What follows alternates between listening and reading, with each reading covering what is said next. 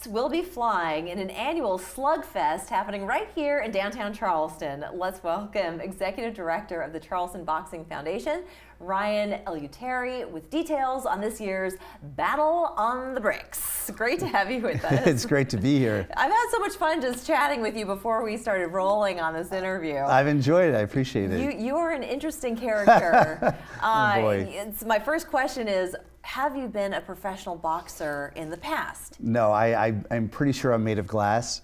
I am more than happy to help people get in the ring, but I'm not getting in the ring myself. So you're going to have to explain to our audience, first of all, how you became executive director of a boxing association and how you decided to put on this boxing event, which we'll get to why its mission and all that. So this all happened. So I was, I'm pretty involved with fundraising at the college, and a friend of mine was boxing in an event similar to this in DC, and I went to it, and it was just this incredible evening. They raise money for childhood cancer research, and so I'm having so much fun. They announced their fundraising total, and it's $400,000 for this charity. And I'm texting one of my friends that's the athletic director at the college, and I'm like, "You've got to let us do this." So it took some convincing, and he said, "We're not going to run it, Ryan. You can run it." And so 2022, we founded the Boxing Foundation, recruited some local gyms to partner with us to train our boxers and presented the idea, and then just went out and found friends and family and locals that we could convince to get in the ring. Well, you've done a good job at convincing and recruiting, I have to say. I mean, our very own Sonia Sharif, she's been training. She's going to be fighting in this upcoming match, and we don't hear the end of it. Well, you guys better be there. No, it's true. Yeah. But what is it that draws people to boxing and wanting to punch each other out? I think for some of our boxers, it's this personal challenge, right? It's something that a lot of them would have never considered doing. All of our boxers have families, they've got work lives, they've got responsibilities, and I think it's this challenge. They're people that they're driven by challenge. And then I think the other part of it for our boxers is this ability to give back, right? We've got 3 amazing charity partners in the Warrior Surf Foundation for veterans, MUSC Children's Hospital, and then the athletic fund at the college. And I think for them, it's their chance to give back and challenge themselves. And then it's the ultimate, right away how you did. Yeah. Or after 3 rounds. You're not on the mat. If you're still standing, I guess you've done pretty well. Yeah, it's they're gloved up, they've got headgear on, so we don't see a lot of knockouts. Last year we did have one of our top fundraiser, actually one of her teammates, he knocked this guy out. He raised $50,000. Oh goodness. Got in the ring, and then there was a knockout. Well, I gotta say, it takes a lot of courage to sustain the bumps and bruises that come with the training and the actual matches themselves to raise this money. And so among the organizations that benefit, MUSC's Children's Hospital, Wounded Warriors. Warrior Surf, veterans sport, yes. And so I think, it's a great opportunity to raise money and be a fun spectacle to watch for everybody.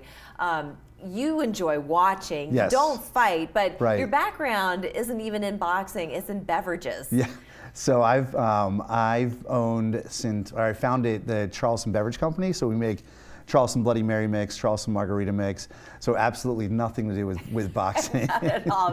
Well, maybe it'll knock you out. Yes. Maybe if it's strong enough. I think if I had enough margaritas or bloody, maybe I'd get in the ring. But I mean, all of our competitors, there's not a single one of them I would ever step into the ring with. They are unbelievably competitive. No one's required to take a swig before they step into the ring. I don't think they want to. Yeah, probably not. We typically will stock the locker rooms up with snacks and Gatorades, and they don't touch the snacks. How long does it take to train? Because obviously you have to start eating right. You have to do all the correct things to get ready. It's a real match. So we start them about 6 months out.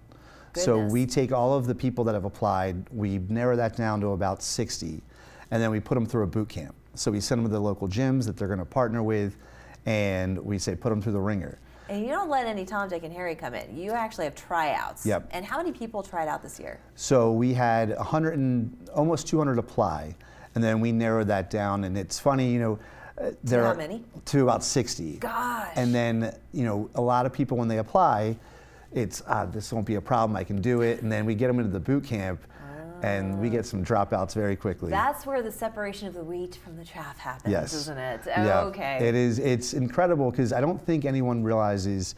It doesn't sound that challenging. If you outwardly looking in, it's 3 rounds, minute 30 a round. How hard can it be? And the workout these boxers are put through. We've had some guys that have lost 50, 60 pounds. Wow. This session. That's incredible. Getting ready for it. And again, these are all amateurs. They're Yep. just wanting to do something good for the community. Yep. And you do have an event that's coming up, not only Battle on the Bricks, which is May 2nd, it's Right. a Friday, get your tickets, it's at TD Arena downtown, Yep. but you also have an event happening at the Joe. Yes, we are doing Battle on the Bricks night at the Riverdog Stadium. Yes. So we are going to bring in the actual ring that we use at the arena. We're going to have, we partnered with the Pillow Fighting Championship. Okay. So all game long, they're going to be, people fighting, pillow fighting in the ring. And then after the baseball game's over, we've got some alumni, they're going to step in the ring. Oh, that's so fun. And it's going to be a really fun night. And, I think one of the great things being a part of this event is helping to grow the sport of boxing in Sure. South Carolina. It's the largest boxing event in South Carolina history. Is it really? Yeah. That's And well, congratulations on that. It's been fun, and I think boxing, and it builds a community. Yes. Oh, absolutely. All of our alum that have boxed, they're still friends with each other. They still, Yeah.